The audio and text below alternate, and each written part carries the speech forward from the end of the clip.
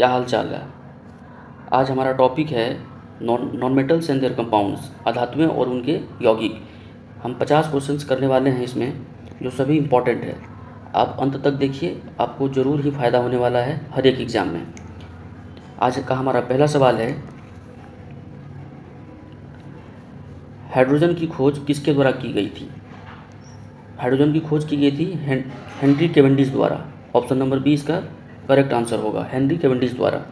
ठीक है, यहाँ आपको प्रिस्टले दिख रहा होगा। ऑक्सीजन का खोज प्रिस्टले ने किया है। ऑक्सीजन का खोज प्रिस्टले ने किया है। ठीक है, यहाँ ऑप्शन नंबर डी में आप देखिए बायल यहाँ दिख रहा होगा।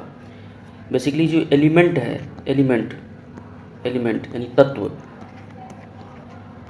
का जो नामकरण है, मतलब ये जो तत्व नाम है बेसिकली बायल के द्वारा दिया गया था। लेकिन एलिमेंट का यानी तत्व का विश्लेषण यानी डिटेल एक्सप्लेनेशन किसने किया था, तो लेवोजियर ने किया था। ठीक है, लेवोजियर ने किया था। इसी को हम लोग फादर ऑफ केमिस्ट्री भी कहते हैं। ठीक है, आप अगर ऑप्शन नंबर ए को देखेंगे तो आपको चार्ल्स यहाँ दिख रहा होगा, और चार्ल्स का लॉ जो है बड़ा ही फेमस है, ये भी आपको जानना जरूरी है। चार्ल्स लॉ कहता है कि अगर प्रेशर कांस्टेंट हो, क्या हो, अगर प्रेशर यानी दाब जो है अगर वो नियत हो, कांस्टेंट हो, अगर प्रेशर अगर कांस्टेंट हो तो गैस का वॉल्यूम होगा वो समानुपातिक होगा टेम्परेचर के। फिर से सुनिए मैं क्या कहता हूँ। चार्ल्स लॉ कहता है अगर गैस का प्रेशर कांस्टेंट हो, अगर गैस का प्रेशर कांस्टेंट हो तो उस गैस का वॉल्यूम डायरेक्टली प्रोपोर्शनल होगा टेम्परेचर के। मतलब अगर टेम्परेचर बढ़ाएंगे तो वॉल्यूम भी बढ़ेगा, और टेम्परेचर अगर घटाएंगे तो वॉल्यूम भी घटेगा। डायरेक्टली प्रोपोर्शनल का ये मतलब है, समानुपातिक होगा। ये होगा कब, ये प्रेशर जब कांस्टेंट होगा, जब दाब कांस्टेंट होगा तो। ठीक है, आगे बढ़ते हैं। हमारा अगला सवाल क्या कहता है, कह रहा है कौन सा तत्व सूर्य में सर्वाधिक पाया जाता है। तो सूर्य में भाई साहब सबसे सर्वाधिक कौन सा तत्व पाया जाता है, तो ऑप्शन नंबर बी हमारा सही होगा, हाइड्रोजन सबसे ज़्यादा पाया जाता है। सन का जो कोर जो है, इसमें होता क्या है दोस्तों, कि हाइड्रोजन, चार हाइड्रोजन मिल करके हीलियम का निर्माण करते हैं। इसी को बोलते हैं नाभिकीय संलयन। इसको कहते हैं नाभिकीय संलयन, न्यूक्लियर फ्यूजन। और सूर्य में ऊर्जा का जो मुख्य कारण है वो नाभिकीय संलयन ही है, न्यूक्लियर फ्यूजन है, नाभिकीय संलयन। ठीक है, इसमें होता क्या है, जब हाइड्रोजन कंबाइन करके हीलियम बनाता है तो कुछ एनर्जी जो है वो कुछ मास जो है वो कन्वर्ट हो जाती है एनर्जी में, है ना। ये जो थ्योरी है ये E=mc² से आया है दोस्तों, कि जब कुछ मास जो है वो कन्वर्ट हो जाती है किसमें, एनर्जी में हो जाती है। ठीक है, कुछ मास कन्वर्ट हो जाती है एनर्जी में, और वही एनर्जी हमें लाइट और हीट एनर्जी मिलती है। वो जो एनर्जी कन्वर्ट हुई है वो लाइट और हीट एनर्जी में हमें देखने को मिलता है। तो सन में जो एनर्जी का सोर्स है, यानी ऊर्जा का जो स्रोत है वो नाभिकीय संलयन है, और सर्वाधिक मात्रा में जो उपलब्ध तत्व है वो क्या है, हाइड्रोजन है। ठीक है, हाइड्रोजन है सूर्य में। ठीक है, ऑप्शन नंबर ए इसका सही उत्तर होगा। अगला सवाल है हमारा कि कौन सा तत्व ब्रह्मांड में सर्वाधिक मात्रा में उपलब्ध है। ब्रह्मांड कह रहे हैं, यूनिवर्स में कौन सा तत्व सर्वाधिक है, तो यूनिवर्स में दोस्तों ऑप्शन नंबर बी सही होगा, हाइड्रोजन सबसे ज़्यादा उपलब्ध है। अगर कहे कि वातावरण में कौन है, एटमॉस्फेयर में कौन है, तो आप जानते हैं एटमॉस्फेयर में नाइट्रोजन है। ठीक है, सिलिकॉन दोस्तों एक मेटलवाइट्स है। सिलिकॉन क्या है, एक मेटलवाइट्स है। मेटलवाइट्स मतलब ये होता है जिसमें मेटल और नॉन मेटल दोनों का गुण मौजूद हो, उसको मेटलवाइट्स कहते हैं। इसी को सेमीकंडक्टर भी कहा जाता है। दोस्तों इसका यूज आज के समय में बहुत ज़्यादा है। अभी हम लोग कह सकते हैं कि अभी हम लोग सिलिकॉन एरा में रह रहे हैं। जैसे आयरन एज होता है, कॉपर एज होता है, ब्रॉन्ज एज हुआ था, है ना, स्टोन एज हुआ था। उसी तरीके से अभी का जो वक्त चल रहा है, अभी का जो पीरियड चल रहा है दोस्तों, वो सिलिकॉन एज चल रहा है। ठीक है, सिलिकॉन एज चल रहा है। ऐसा क्यों, क्योंकि अभी जितने भी इलेक्ट्रिकल अप्लायंसेस बन रहे हैं, फ़ोन है, टैबलेट है, कंप्यूटर है, उसमें सिलिकॉन वायर का प्रयोग किया जाता है। इसका रीज़न क्या है कि सेमीकंडक्टर की एक भयानक प्रॉपर्टी होती है, जो कि खतरनाक प्रॉपर्टी है भाई साहब, वो आपको याद करना है। सेमीकंडक्टर की एक प्रॉपर्टी है क्या, कि नॉर्मली क्या होता है, अगर आप कंडक्टर की बात करें, पहले इसको कंडक्टर की समझें। कंडक्टर मतलब वो हुआ जो इलेक्ट्रिसिटी का सुचालक हो, है ना, जिसके अंदर से विद्युत की प्रवाह आसानी से हो पाए, उसको हम लोग कंडक्टर कहते हैं। कंडक्टर में क्या है कि अगर कंडक्टर का टेम्परेचर को आप बढ़ाते हैं, अगर कंडक्टर का टेम्परेचर को आप बढ़ाते हैं तो ये कंडक्टर के अंदर का जो प्रतिरोध है यानी रेसिस्टेंस है वो बढ़ जाता है। और जैसे ही रेसिस्टेंस बढ़ेगा दोस्तों, तो रेसिस्टेंस का मतलब ये होता है कि फ्लो ऑफ करंट को अपोज करना। मतलब जैसे जैसे टेम्परेचर बढ़ेगा कंडक्टर में रेसिस्टेंस उसका बढ़ेगा और फ्लो ऑफ करंट को मतलब विद्युत की धारा की प्रवाह को रोकेगा, तो उसकी रोकेगा। और वो बेसिकली हम ये कहना चाह रहे हैं आपको कि कंडक्टर जो है टेम्परेचर बढ़ाने से उसकी रेसिस्टेंस बढ़ा और करंट को फ्लो करने में दिक्कत होगी, क्योंकि रेसिस्टेंस बढ़ने से करंट की फ्लो को अवरोध मिलेगा। लेकिन सेमीकंडक्टर की एक खासियत क्या है कि अगर सेमीकंडक्टर में अगर आप सेमीकंडक्टर की बात करें तो इसमें अगर आप टेम्परेचर बढ़ाते हैं, सेमीकंडक्टर की अगर टेम्परेचर बढ़ाते हैं तो इसका रेसिस्टेंस जो होता है वो घटता है। और जैसे ही रेसिस्टेंस घटेगा फ्लो ऑफ करंट मैक्सिमम होगा और आपका एक अच्छे तरीके से सर्किट बना पाएगा, इलेक्ट्रिकल सर्किट बनेगा, क्योंकि फ्लो ऑफ करंट फास्ट होगा। ठीक है, समझ में आया दोस्तों? आगे बढ़ें, आगे बढ़ते हैं। क्वेश्चन नंबर 4 कहता है कि सामान्यतः निम्न में से किसे भविष्य का ईंधन कहा जाता है, यानी फ्यूचर फ्यूल कहा जाता है। तो आप जानते हैं हाइड्रोजन, नितिन गडकरी भी इन पे बहुत ज़्यादा फोकस कर रहे हैं हाइड्रोजन, क्योंकि भविष्य का ईंधन इसे कहा जाता है। क्योंकि दोस्तों ईंधन बेसिकली काम कैसे करता है देखते हैं। ईंधन का काम है कंबसन करना। ईंधन का काम क्या है? फ्यूल का काम है दोस्तों कंबसन करना, कंबसन करना। ठीक है, फ्यूल का काम क्या है? कंबसन करना। कंबसन मतलब होता है जलना, बेसिकली जलना, है ना। आप अगर गौर से देखेंगे तो जलना जो है यानी कंबसन, यानी कोई चीज़ जलेगा कब? जब ऑक्सीजन के प्रेजेंट में आएगा तभी कोई चीज़ जल सकता है। अगर आप हाइड्रोजन को आप फ्यूचर फ्यूल इसीलिए कह रहे हैं क्योंकि हाइड्रोजन जब जलेगा, मतलब हाइड्रोजन जब जलेगा तो किसके साथ रिएक्ट करना पड़ेगा उसको? ऑक्सीजन के साथ रिएक्ट करना पड़ेगा। यानी हाइड्रोजन जला, ऑक्सीजन के साथ रिएक्ट करा, तो बेसिकली जो प्रोडक्ट यानी एंड प्रोडक्ट बनाएगा वो क्या बनाएगा? H2O बनाएगा, जो कि वाटर है। और आपको पता है कि जब H2O एंड प्रोडक्ट हमारा बनेगा तो ये पोल्यूटेंट नहीं है, मतलब ये पोल्यूशन नहीं फैलाएगा वातावरण में। इसका मतलब हम क्या कर सकते हैं, अगर हम पेट्रोलियम जो यूज़ करते हैं, पेट्रोल, डीजल, केरोसिन जो यूज़ करते हैं, उससे क्या होता है, उसको जब जलाते हैं दोस्तों तो उसमें कार्बन मोनोऑक्साइड भी छूटता है, कार्बन डाइऑक्साइड छूटता है, जो कि हमारे एटमॉस्फेयर के लिए बहुत ही घातक साबित होता है। तो हम क्यों ना हाइड्रोजन को जलाएं जिसका प्रोडक्ट हमें H2O मिले, जो कि वातावरण के लिए भी क्या है? शुद्ध है। इससे कोई हमारे पोल्यूशन का होने का प्रभाव नहीं रहेगा, हमारा वातावरण भी क्या रहेगा? स्वच्छ और शुद्ध बना रहेगा। इसीलिए इसे हाइड्रोजन को भविष्य का ईंधन कहा जाता है। ठीक है, आगे बढ़ें। कह रहा वह तत्व जो अम्लों का आवश्यक घटक है, वह तत्व जो अम्लों का आवश्यक घटक है। बेसिकली कह रहा है कि एसिड का जो है, एसिड का मेन फैक्टर कौन है, मेन घटक कौन है? तो एसिड बेसिकली होता क्या है दोस्तों? एसिड वो होता है जब ये एक्वस सॉल्यूशन में जाता है। एक्वस मतलब जब से पानी में मिलाया जाता है। एसिड का मतलब हुआ कि जब ऐसा कंपाउंड, ऐसा यौगिक जो पानी में मिलने पे H+ आयन रिलीज करे, यानी हाइड्रोजन आयन यानी H+ आयन रिलीज करे, उसको एसिड कहते हैं। जैसे क्या, अगर आप HCl यानी हाइड्रोक्लोरिक एसिड को आप एक्वस बनाएंगे, मतलब पानी में मिलाएंगे, तो बेसिकली होगा क्या, ये जो HCl में इन हाइड्रोजन और क्लोरीन है, ये पानी में मिलते ही ये हाइड्रोजन और क्लोरीन टूट जाएगा और ये H+ आयन और Cl आयन में टूट जाएगा। मतलब अगर ये H+ आयन दे दिया, इसका मतलब ये एसिड है। जैसे H2SO4 सल्फ्यूरिक एसिड है, ये भी एक्वस सॉल्यूशन में जाएगा। जब मतलब पानी में जब ये मिलाया जाएगा तो इसमें भी H+ आयन देगा। जैसे HNO3 है दोस्तों, नाइट्रिक एसिड है, ये भी पानी में जाएगा तो H+ आयन देगा। मतलब हम ये कहना चाह रहे हैं, ऐसा कोई भी अम्ल जो एक्वस सॉल्यूशन में होगा, ऐसा कोई भी अम्ल जो एक्वस सॉल्यूशन मतलब पानी में जब मिलाया जाएगा तो वो H+ आयन देगा। H+ आयन मतलब हाइड्रोजन का पॉजिटिव आयन देगा। तो हाइड्रोजन का पॉजिटिव आयन देगा तो कौन तत्व आ रहा है बेसिकली अम्ल में? तो हाइड्रोजन आ रहा है। तो ऑप्शन नंबर बी आपका क्या होगा? ऑप्शन नंबर बी आपका सही होगा। और एक बात और याद रखेंगे दोस्तों, जब एसिड यानी एसिड दिया, क्या दिया? H+ आयन कब देगा? जब ये एक्वस सॉल्यूशन में आएगा, मतलब जब ये पानी में मिलाया जाएगा। ये H+ आयन जो है दोस्तों वो करता क्या है, वो जो पानी है H2O उससे कंबाइन कर जाता है और उससे कंबाइन करके ये बनाता है H3O+। इसको कहते हैं दोस्तों हाइड्रोनियम आयन। क्या कहते हैं उसको? Hydronium ion.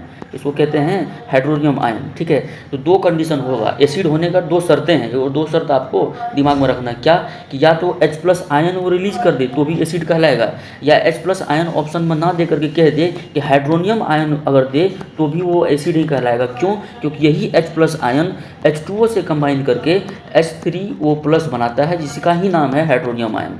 ठीक है दोस्तों, आगे बढ़ें। चलिए, कह रहा है कि वह तत्व जिसका परमाणु क्रमांक तथा परमाणु भार दोनों एक समान होता है।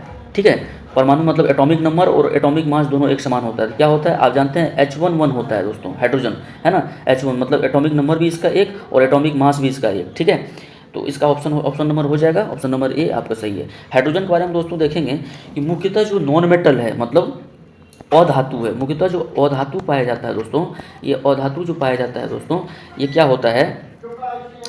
अधातु उसको कहते हैं जिसके वैलेंस इलेक्ट्रॉन बाह्य कक्षा में इलेक्ट्रॉन क्या हो? 4 हो, 5 हो, 6 हो और 7 हो। इसको हम लोग कहते हैं अधातु, जिसके बाह्य कक्षा में क्या हो? 4 हो, 5 हो, 6 हो, 7 हो, क्या इलेक्ट्रॉन, उसको कहते हैं अधातु। जैसे क्लोरीन देखिए, क्लोरीन कितने नंबर पे? 17 नंबर पे। आप इसका इलेक्ट्रॉनिक कॉन्फ़िगरेशन करेंगे तो तोड़ेंगे आप, क्या तोड़ेंगे? 2, 8 और 7। तो ये वाला जो ऑर्बिट है, इसको बाह्य इलेक्ट्रॉनिक वैलेंस इलेक्ट्रॉन कहते हैं, वैलेंस ऑर्बिट कहते हैं। और वो वैलेंस ऑर्बिट में जो प्रेजेंट इलेक्ट्रॉन है उसको वैलेंस इलेक्ट्रॉन कहते हैं। अगर वैलेंस इलेक्ट्रॉन 4, 5, 6 या 7 हो तो उस तरह का तत्व को नॉन मेटल यानी अधातु कहते हैं। लेकिन हाइड्रोजन एक एक्सेप्शन है दोस्तों, हाइड्रोजन को एक एटॉमिक नंबर और एक एटॉमिक मास, तो इसमें एक ही इलेक्ट्रॉन है दोस्तों। बाह्य इलेक्ट्रॉन में भी एक ही इलेक्ट्रॉन है, बाह्य कक्ष में भी एक ही इलेक्ट्रॉन है, लेकिन तब भी ये नॉन मेटल है दोस्तों। क्या है? तब भी एक अधातु है, ये तब भी अधातु है। जबकि 1, 2, 3 अगर इलेक्ट्रॉन हो बाह्य कक्षा में तो वो मेटल होता है, धातु होता है। लेकिन हाइड्रोजन एक ऐसा नॉन मेटल है जिसके बाह्य कक्षा में एक इलेक्ट्रॉन है, फिर भी ये क्या है? नॉन मेटल है। तो याद रखिएगा, और ये बहुत हल्का भी है, बहुत हल्का गैस है। ठीक है, दूसरी बात क्या कि आपको एक उपनाम दिया गया है इसको कि पूरे पीरियोडिक यानी आवर्त सारणी का, पूरे पीरियोडिक टेबल का इसे आवारा एलिमेंट कहा गया। आवारा, लुच्चा, लफंगा, 420, फरेब, मक्कार, जो कहना चाहें सब कहते हैं इसको, हाइड्रोजन को सब कहते हैं हाइड्रोजन को, हाइड्रोजन वही है। ठीक है, आगे बढ़ते हैं। कह रहा है कि हाइड्रोजन की 2 समस्थानिकों की संख्या कितनी है? हाइड्रोजन के समस्थानिकों ना आइसोटोप कहते हैं, कितनी है? इसके 3 है दोस्तों। कितने हैं इसके? 3 है। कौन कौन है? तो प्रोटियम है, ठीक है, ड्यूटेरियम है और ट्रिटियम है। ठीक है, 3 तरह के आइसोटोप बनाता है वो। ठीक है, H1, H12 और H13। मतलब हुआ क्या कि समस्थानिक का मतलब, आइसोटोप का मतलब हुआ कि एटॉमिक नंबर तो वही रहेगा, लेकिन एटॉमिक मास जो है वो चेंज हो जाएगा। जैसे कार्बन का भी आप देखे होंगे, कार्बन रेडियो एक्टिव कार्बन होता है, यूरेनियम का रेडियो एक्टिव होता है, आइसोटोप होता है। तो एटॉमिक नंबर तो वही रहता है, ठीक है, परमाणु क्रमांक तो वही रहता है, लेकिन परमाणु भार जो है वो बदल जाता है। उसको क्या कहते हैं हम लोग? समस्थानिक कहते हैं। तो हाइड्रोजन के कुल 3 समस्थानिक हैं। ठीक है, अब देखिए अगला ही सवाल उसी से रिलेटेड आ गया है। कहता है कि निम्नलिखित में कौन हाइड्रोजन का समस्थानिक नहीं है? अभी मैंने बताया प्रोटियम है, ड्यूटेरियम है और ट्रिटियम है ना। तो इसका मतलब ये ओजोन नहीं होगा, और करेक्ट ऑप्शन जो है, करेक्ट आंसर होगा option number D. Ozone basically oxygen का O3 कहलाता है, ऑक्सीजन का O3 ओजोन कहलाता है। ठीक है, ऑक्सीजन का O3 ओजोन कहलाता है। और ये जो ड्यूटेरियम आपको दिख रहा है दोस्तों, ये भारी जल बनाने में मदद करता है। भारी जल जो है न्यूक्लियर पावर प्लांट में शीतलन का काम करता है, शीतलन, कूलिंग के लिए काम आता है। ठीक है, भारी जल, इसका फॉर्मूला होता है D2O, ड्यूटेरियम ऑक्साइड। बेसिकली है ये हाइड्रोजन का ही ऑक्साइड, लेकिन हाइड्रोजन का, क्योंकि ड्यूटेरियम हाइड्रोजन का एक समस्थानिक है, इसीलिए इसको D2O लिखा जाता है। ठीक है दोस्तों, आगे बढ़ते हैं। कह रहा है निम्नलिखित में कौन हाइड्रोजन का समस्थानिक नहीं है? अभी बताया कौन कौन है, तो प्रोटियम है, ड्यूटेरियम है, ट्राइटियम है, तो इट्रियम नहीं होगा। करेक्ट आंसर होगा ऑप्शन नंबर डी। 10वां नंबर क्वेश्चन देखिए क्या कहता है। कहता है कि ट्रिटियम किसका समस्थानिक है? अभी जस्ट मैंने बताया दोस्तों, ये हाइड्रोजन का है। हाइड्रोजन के कितने समस्थानिक है? 3 है। कौन कौन है? प्रोटियम है, ड्यूटेरियम है और ट्रिटियम है, PDT। ठीक है, अगला क्वेश्चन देखिए क्या कहता है। कहता है कि निम्नलिखित धातुओं में से कौन सी धातु नमक के तनु अम्ल, तनु मतलब होता है डाइल्यूटेड अम्ल, ठीक है, नमक के तनु अम्ल यानी हाइड्रोक्लोरिक एसिड की क्रिया से हाइड्रोजन गैस नहीं देती है? फिर से एक सवाल पढ़ते हैं। क्या कहता है कि कौन से धातु के नमक, धातु के नमक मतलब क्या हुआ? जैसे अल्मीनियम का नमक, कॉपर का नमक, आयरन का नमक और जिंक का नमक। ठीक है। ऐसा कौन सा ये धातु है, ये कौन सी धातु का नमक जो है जब वो हाइड्रोक्लोरिक एसिड से रिएक्ट करेगा तो हाइड्रोजन गैस नहीं देगा। सवाल समझ में आया? जैसे अपन बात करते हैं NaCl का, सोडियम क्लोराइड, इसको कॉमन साल्ट भी कहते हैं, टेबल साल्ट भी कहते हैं। तो ये बेसिकली सोडियम एक धातु है, सोडियम का साल्ट है। जैसे मैंने कहा कि Na2SO4 ये भी सोडियम का साल्ट है दोस्तों, है ना। जैसे मैंने कहा कि CuSO4, ऐसे समझे, ऐसे कहा कि मैंने CaCO3, है ना, ये कैल्शियम कार्बोनेट, ये कैल्शियम का सॉल्ट है ना, ये एक मेटल है और उसका सॉल्ट है। सवाल वही कह रहा है कि इनमें से कौन सा मेटल है जिनका नमक हाइड्रोक्लोरिक एसिड से रिएक्ट करेगा तो हाइड्रोजन गैस नहीं देगा। इसके लिए आपको कुछ चीज़ें जाननी पड़ेगी, वो हम लोग समझते हैं। क्या समझते हैं कि दोस्तों मेटल जो है ना उसका एक रिएक्टिविटी सीरीज होता है। मेटल का क्या होता है? रिएक्टिविटी सीरीज होता है, उसको देखते हैं। मेटल का रिएक्टिविटी सीरीज होता है, जैसे क्या आप रखेंगे, उसको मैं एक ट्रिक से समझाता हूँ। सबसे ज़्यादा रिएक्टिव मेटल होता है पोटेशियम, फिर sodium, calcium, magnesium, aluminium, zinc, iron, lead, hydrogen, mercury, copper, Ag, Au और Pt, है ना, ये एक ही आएगा। इसके बाद लिखा गया दोस्तों ये potassium, sodium, calcium, magnesium, aluminium, zinc, ferrous मतलब आयरन, लेड, इसको प्लम्बम भी कहते हैं, hydrogen, mercury, copper, silver, gold और प्लेटिनम। ये एक सीरीज है मेटल का, ठीक है। ये एक रिएक्टिविटी सीरीज है, मतलब जो सबसे ऊपर है ये मोस्ट रिएक्टिव है, जो सबसे ऊपर है ये क्या है? मोस्ट रिएक्टिव है। और जो सबसे नीचे है दोस्तों वो क्या है? लीस्ट रिएक्टिव है। तो मोस्ट रिएक्टिव क्या है? पोटेशियम, सोडियम और कैल्शियम। अब यहाँ पे एक सवाल आती है कि रिएक्टिविटी सीरीज को कैसे याद रखें। देखिए इसको करते हैं याद कैसे। के से रखिए केदार, Na से नाथ, Ca से का, मैग्नीशियम का क्या होगा? Mg से माली, Al से आलू, Zn से जरा, Fe से फीके, Pb से पकाता, H से है। केदारनाथ का माली आलू जरा फीके से पकाता है। केदारनाथ का माली आलू जरा फीके पकाता है। उसके बाद फिर क्या रखेंगे? है के बाद यानी हाइड्रोजन, है यानी है मतलब Hg, कोट है, कोट है आपका AAP आपका, ठीक है। बेसिकली मैं कहना चाह रहा हूँ कि दोस्तों जो हाइड्रोजन से ऊपर एलिमेंट है, जो हाइड्रोजन से ऊपर मेटल है, जो हाइड्रोजन से ऊपर मेटल है दोस्तों, या ऐसे आप समझें, जैसे कि मैंने कहा कि पोटेशियम, सोडियम, यानी केदारनाथ का माली आलू जरा फीके पकाता है। फिर है कोट है आप का, ठीक है। यानी लेड से नीचे जितना भी तत्व है, यानी Pb के बाद, यानी Pb, hydrogen, mercury, copper, silver, gold और प्लेटिनम, ये जितने भी है दोस्तों, ये पानी से रिएक्ट नहीं करता है। ये पानी से रिएक्ट किसी भी कंडीशन में नहीं करेगा। ये पानी से रिएक्ट किसी भी कंडीशन में नहीं करेगा। ये पानी से रिएक्ट किसी भी कंडीशन में नहीं करेगा, मैं ये कहना चाहता हूँ। दूसरी बात क्या, देखिए पोटेशियम और सोडियम ठंडे पानी से भी रिएक्ट कर जाता है। ये इतने रिएक्टिव है दोस्तों, और इसका रिएक्शन जो होता है पानी के साथ बहुत ही वायलेंट होता है, मतलब एक्सोथर्मिक होता है, बहुत हीट प्रोड्यूस करता है। पोटेशियम और सोडियम क्या होता है? ठंडे पानी से भी रिएक्ट कर जाता है। कैल्शियम भी ठंडा पानी से रिएक्ट करता है, लेकिन उतना वायलेंट, उतना खतरनाक एक्सोथर्मिक, उतना हीट प्रोड्यूस नहीं करता है जितना पोटेशियम और सोडियम करता है।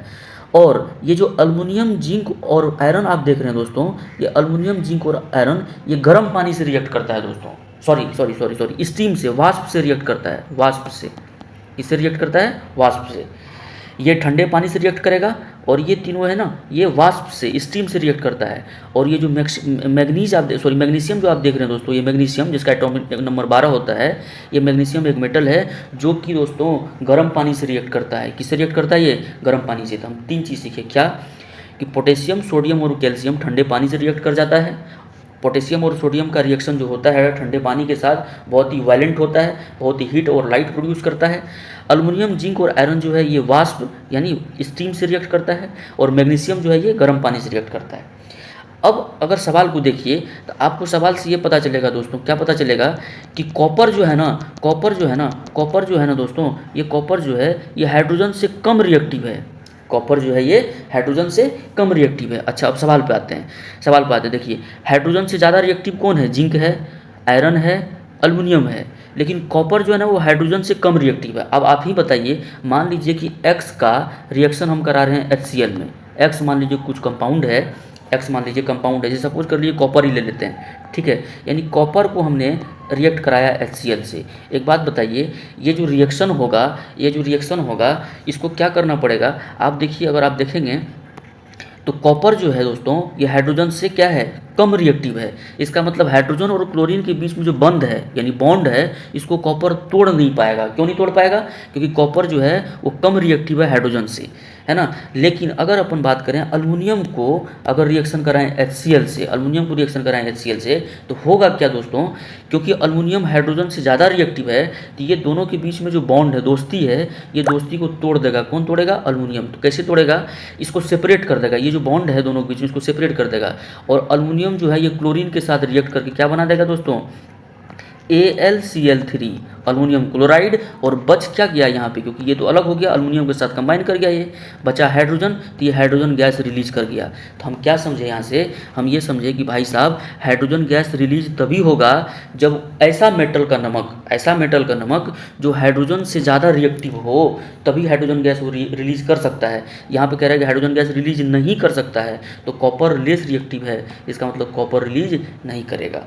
नमक क्या है देखिए, है ना, नमक क्या है? कॉपर का, यानी कॉपर का नमक यानी मेटल का नमक, ठीक है। जैसे NaCl क्या है? सोडियम का नमक। उसी तरीके से समझ में आया चीज़ें। आप याद रखिएगा, केदारनाथ का माली आलू जरा फीके से पकाता है, हाई कोर्ट है आपका।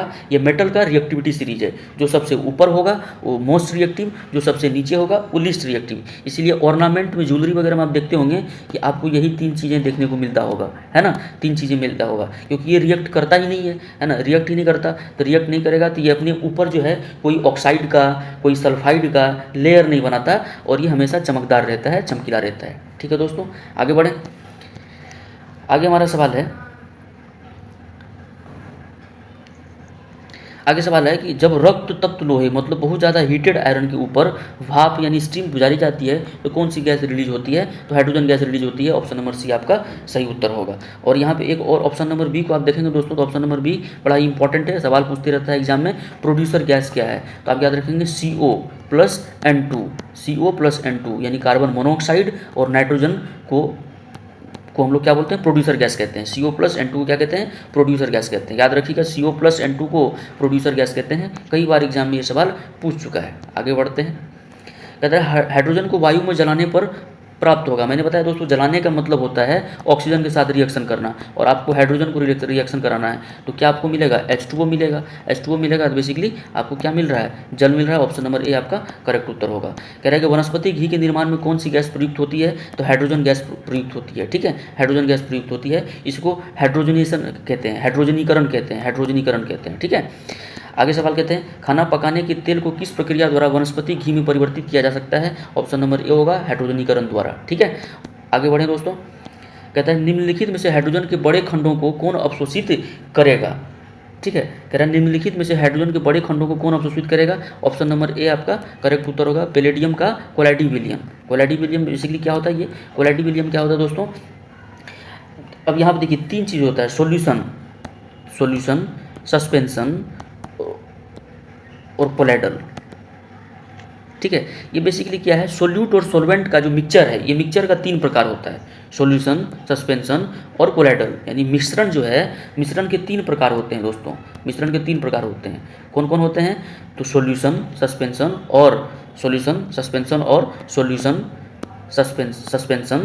और कोलाइडल।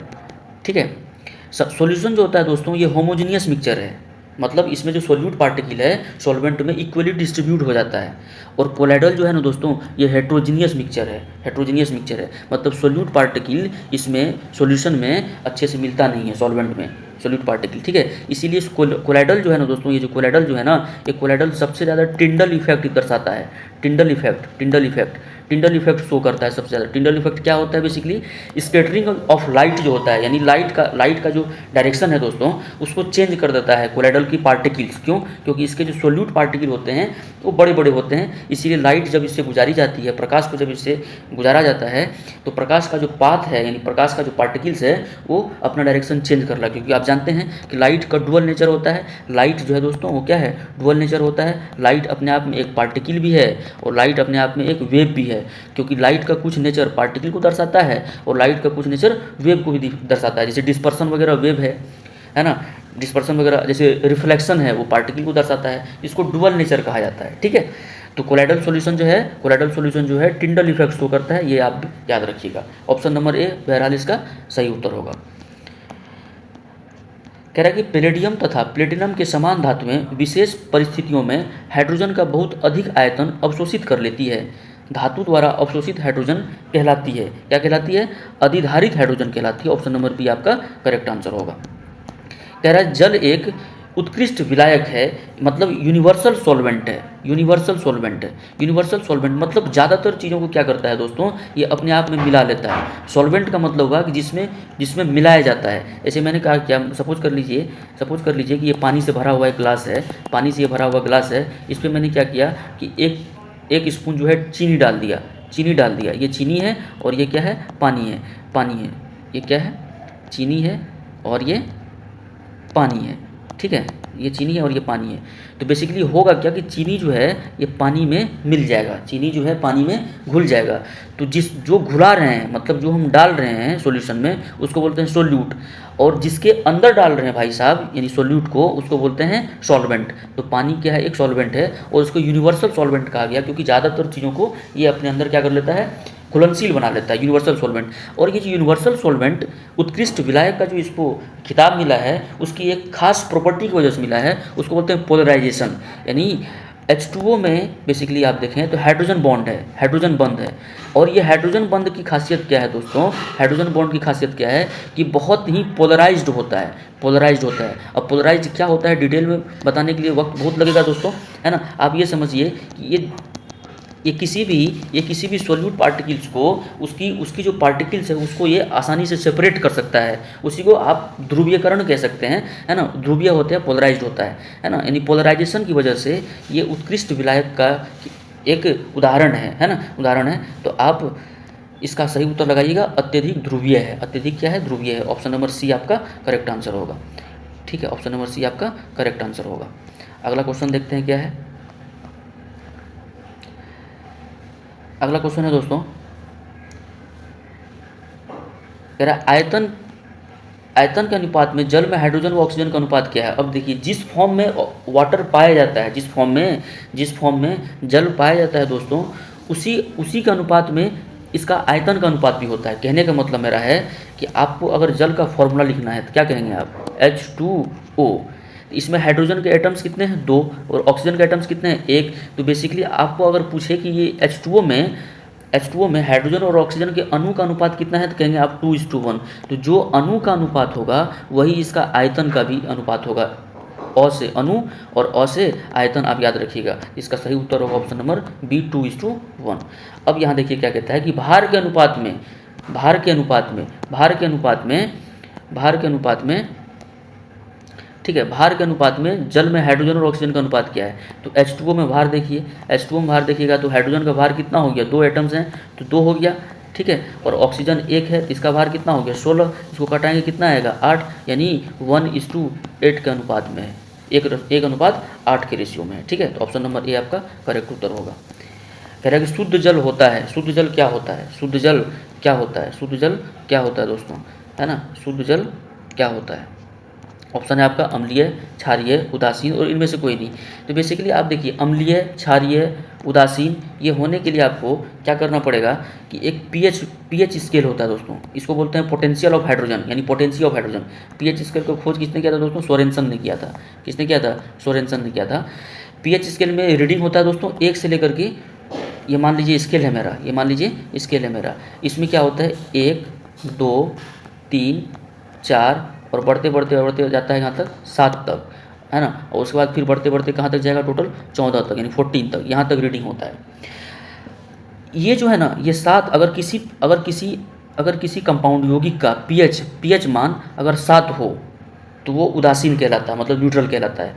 अब 7 से अगर इधर हो तो अम्लीय कहलाता है, और 7 से इधर हो तो वो क्षारीय कहलाता है।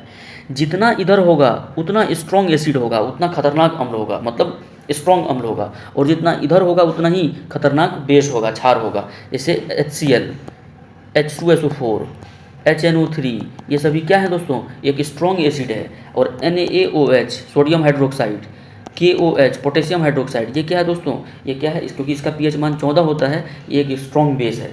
ठीक है, तो शुद्ध जल जो होता है दोस्तों, वो शुद्ध जल उदासीन होता है, क्योंकि उसका pH मान 7 होता है। शुद्ध जल क्या होता है, उदासीन होता है। तो शुद्ध जल का pH मान कितना होगा, 7 होगा। अगला क्वेश्चन भी वही है कि शुद्ध जल का pH मान कितना होगा, 7 होगा। अगर किसी का pH मान 9 हो तो भी वो क्षारीय कहलाएगा। क्या कहलाएगा, क्षारीय कहलाएगा। ठीक है, क्षारीय बेसिक होगा। किसी का pH मान अगर 2 हो तो एसिडिक कहलाएगा, और किसी का pH मान अगर 14 हो तो एक स्ट्रॉन्ग बेस कहलाएगा। ठीक है, आगे बढ़े। कह रहा है कि जल का घनत्व किस तापमान पर सर्वाधिक होता है। जल का घनत्व जो है किस तापमान पर सर्वाधिक होता है। आपका ऑप्शन दे रखा है 0 डिग्री सेंटीग्रेड, 4 डिग्री फ़ारेनहाइट और 4 केल्विन और 4 डिग्री सेंटीग्रेड। ठीक है, तो घनत्व मतलब डेंसिटी सबसे ज़्यादा कहाँ किस तापमान पे होता है, तो option number D 4 degree centigrade हो जाएगा। जल का तापमान जल का घनत्व जो है, घनत्व मतलब डेंसिटी का फॉर्मूला आप जानते हैं दोस्तों, मास बटे वॉल्यूम। अगर अपन बात करें कि घनत्व ज़्यादा कब होगा, तो घनत्व 2 तरीके से ज़्यादा हो सकता है। अगर किसी का आप मास को बढ़ा दें तो घनत्व ज़्यादा होगा, या किसी का वॉल्यूम को आप घटा दें, आयतन को घटाएं तो क्या होगा, घनत्व ज़्यादा होगा। घनत्व ज़्यादा करने का 2 तरीका है, ध्यान से सुनिएगा। घनत्व को ज़्यादा करने का, घनत्व को इंक्रीज करने का, घनत्व को बढ़ाने का 2 तरीका है। या तो आप वॉल्यूम को कांस्टेंट रखें, वॉल्यूम में कोई छेड़छाड़ नहीं कीजिए, वॉल्यूम को जैसा है वैसा रखिए, और मास को बढ़ाते जाइए। जब मास बढ़ेगा तो ऑटोमेटिकली इसका डेंसिटी यानी घनत्व बढ़ेगा। या इसको बढ़ाने का एक और तरीका क्या है दोस्तों, कि मास को आप छेड़छाड़ नहीं कीजिए, और वॉल्यूम को घटाते जाइए, तो वॉल्यूम जब घटेगा और मास उतना ही रहेगा, तो आप फील कर रहे होंगे कि मास उतना ही है, लेकिन वॉल्यूम घटने मतलब जगह कम हो रहा है। तो जगह कम होगा तो डेंसिटी ऑटोमेटिकली क्या होगा, बढ़ेगा। तो पानी के केस में क्या है कि 4 डिग्री सेंटीग्रेड वाले तापमान पे पानी का जो घनत्व होता है दोस्तों, वो सर्वाधिक होता है। ठीक है, एक और चीज़ याद रखिएगा कि आपको कन्वर्जन आता है डिग्री सेंटीग्रेड और डिग्री फ़ारेनहाइट में। ठीक है, तो एक फॉर्मूला आपको मैं बता रहा हूँ, वो फॉर्मूला आप याद रखिएगा, हर एक सवाल इससे बनेगा। फॉर्मूला क्या है, C/5 = F-32/9। ये फॉर्मूला याद रखिएगा, कन्वर्जन में आपको काम देगा। और तापमान का जो SI यूनिट होता है दोस्तों, ना सेंटीग्रेड होता है ना फ़ारेनहाइट होता है, केल्विन होता है, लेकिन केल्विन के साथ डिग्री लिखा नहीं जाता है। ठीक है, आगे बढ़े। कह रहा है, सवाल है अगला कि 0 डिग्री से 100 डिग्री सेंटीग्रेड तक गर्म करने पर पानी का घनत्व क्या होता है। तो अभी मैंने बताया कि 4 डिग्री सेंटीग्रेड तक पानी बढ़ता है और फिर घट जाएगा। क्यों घटेगा, क्योंकि आप टेम्परेचर जब बढ़ाएंगे तो वॉल्यूम बढ़ेगा। जब आप जैसे मान लीजिए ये कंटेनर है, ये कंटेनर में मेरा पानी रखा हुआ है। ठीक है, समझे चीज़ों को, कॉन्सेप्ट को पकड़िए। साइंस को दोस्तों आप रट के चीज़ों को बहुत दिनों तक सही सवाल नहीं कर सकते, कॉन्सेप्ट को पकड़िए। मान लीजिए पानी है, और हम क्या कर रहे हैं दोस्तों, इसका टेम्परेचर को बढ़ा रहे हैं, धीरे धीरे इसका टेम्परेचर को बढ़ा रहे हैं। जैसे जैसे टेम्परेचर बढ़ेगा दोस्तों, तो पानी के अंदर के जो एटम्स हैं, इसमें काइनेटिक एनर्जी बढ़ेगा। काइनेटिक एनर्जी मतलब हाफ एम बी स्क्वायर। क्यों बढ़ेगा, क्योंकि वेलोसिटी बढ़ेगा।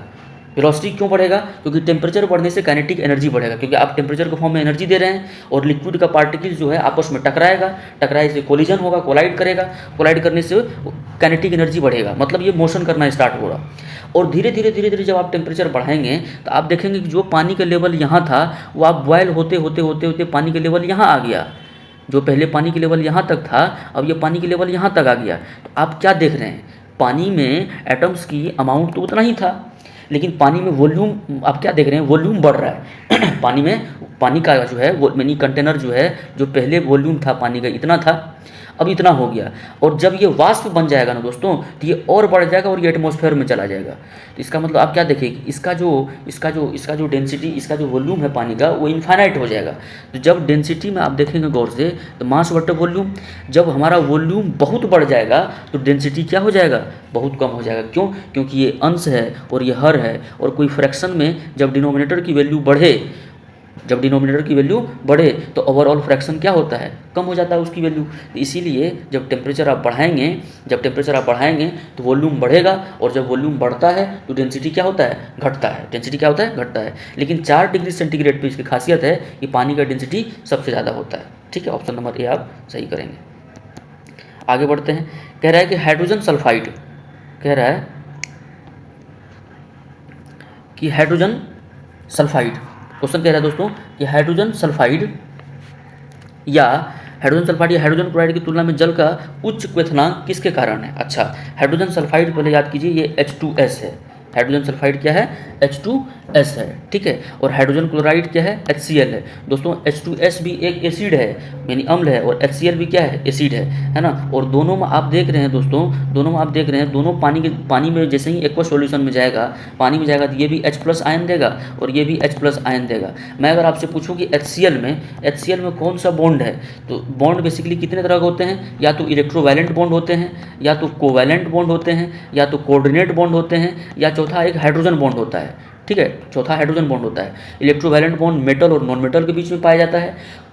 कोवैलेंट बॉन्ड जो है दोस्तों कोवैलेंट बॉन्ड जो है ये हाइड्रोकार्बन जैसे CH4 है। CH4 में कौन सा बॉन्ड है, कोवैलेंट बॉन्ड है। ये कभी हम लोग अलग डिस्कस करेंगे जब एक बॉन्ड यानी बंद चैप्टर को हम लोग काम कर रहे होंगे। आप अभी ये समझें कि H2O में, HCl में, H2SO4 में, HNO3 में, H3PO3 में, H3PO4 में, ठीक है, और जितने भी एसिड लेने H2S में, सभी में दोस्तों हाइड्रोजन बॉन्ड पाए जाते हैं, सभी में हाइड्रोजन बॉन्ड पाए जाते हैं। तो आप यहाँ पे देखेंगे हाइड्रोजन सल्फाइड या हाइड्रोजन क्लोराइड की तुलना में जल का उच्च क्वथनांक किसके कारण होता है, तो हाइड्रोजन अबंधन यानी हाइड्रोजन बॉन्ड के कारण होता है। ठीक है, ऑप्शन नंबर बी सही उत्तर होगा। कह रहा है कि जल का रासायनिक सूत्र क्या है, फालतू है। ऑप्शन नंबर सी आपका करेक्ट आंसर हो गया।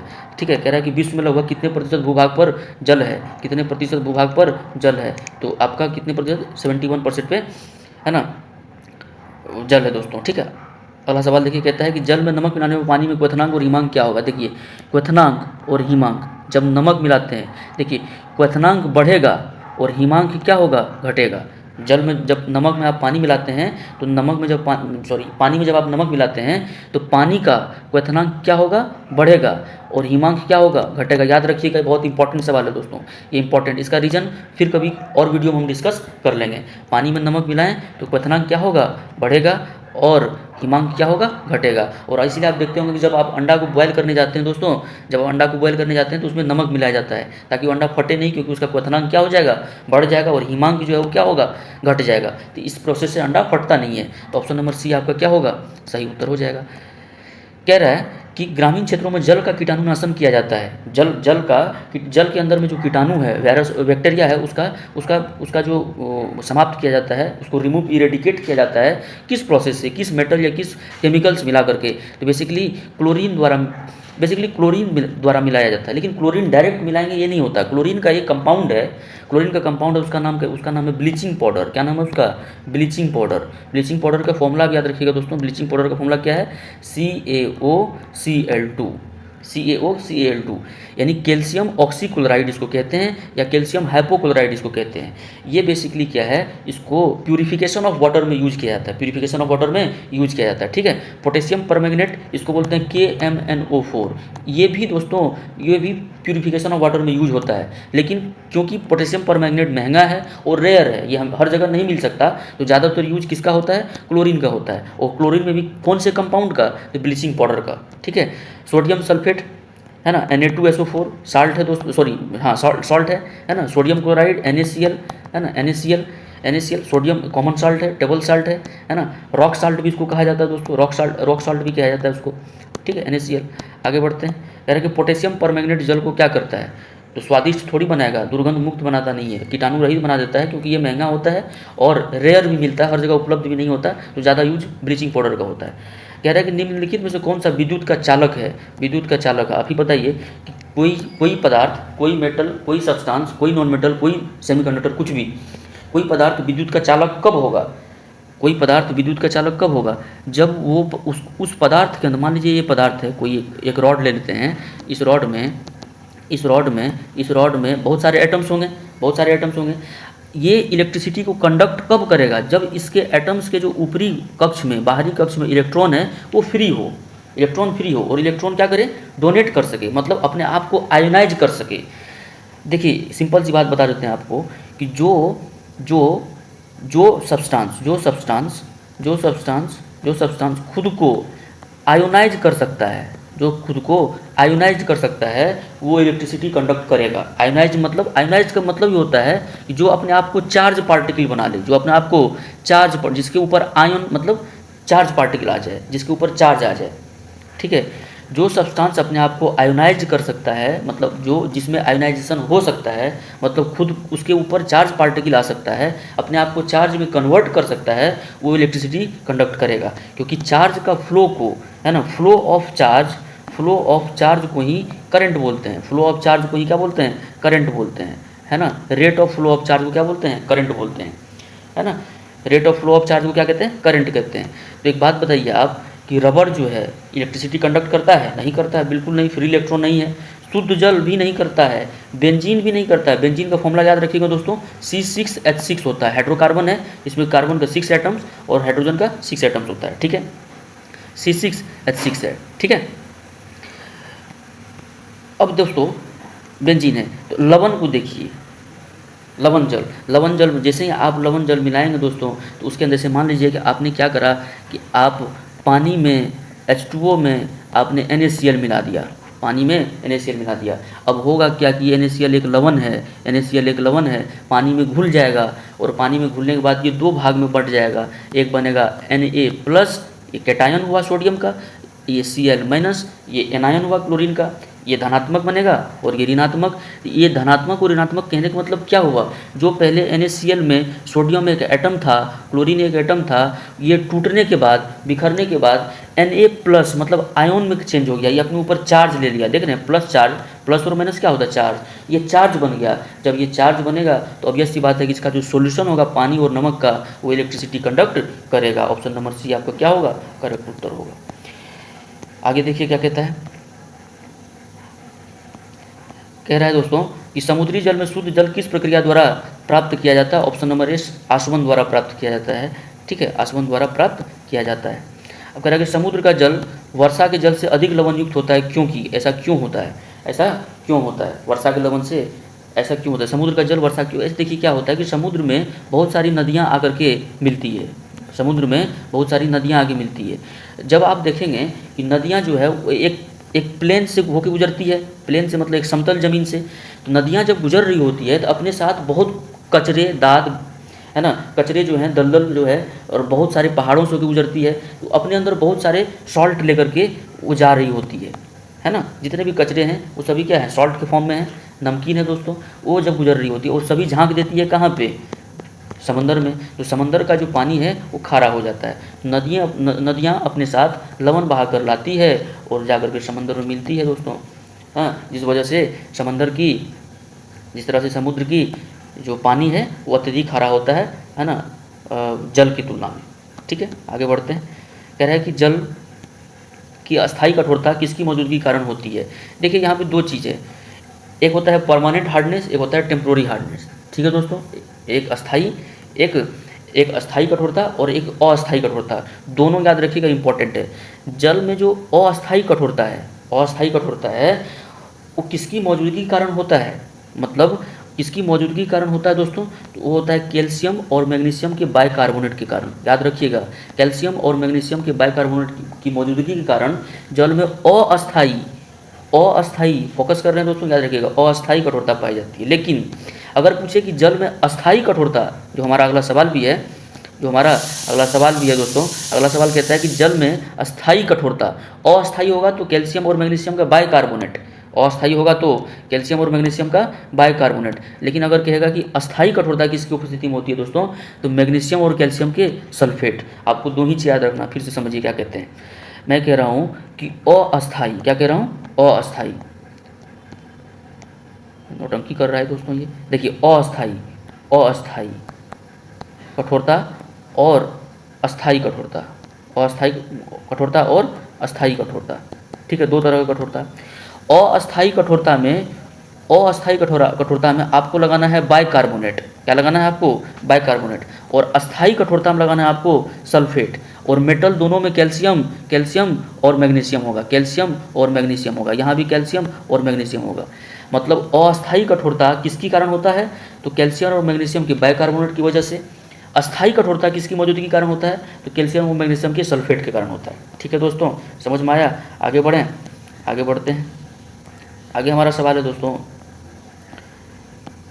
आगे हमारा सवाल है कि केतली में, आगे सवाल है दोस्तों, कहता है कि केतली में पानी को उबलने पर उसकी आंतरिक परत पर सफ़ेद पदार्थ की एक लेयर जम जाती है ना, एक परत जम जाती है, किसकी वजह से, तो कैल्शियम और मैग्नीशियम के बाइकार्बोनेट की वजह से। ऑप्शन नंबर डी आपका सही उत्तर होगा। कह रहा है कि नाभिकीय रिएक्टर में, एक नाभिकीय रिएक्टर में भारी जल मैंने बताया है D2O है ना, ड्यूटेरियम ऑक्साइड है ना। भारी जल क्या कार्य करती है, तो न्यूट्रॉन की गति को कंट्रोल करती है, यानी कम करती है, न्यूट्रॉन की गति को कम करती है। ठीक है, आगे बढ़ते हैं। कह रहा है न्यूक्लियर